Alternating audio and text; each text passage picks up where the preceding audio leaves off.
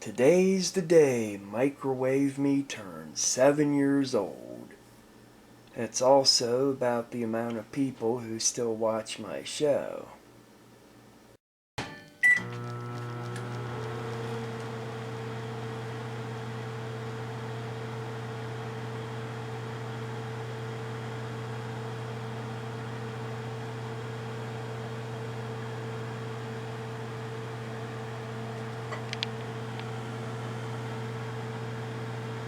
Huh. That's fitting, I guess. A sad, sad conclusion.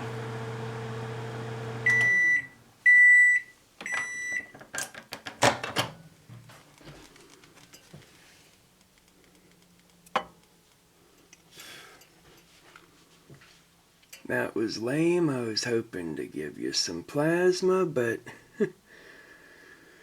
I guess that's a perfect metaphor for the current state of affairs with this once interesting show.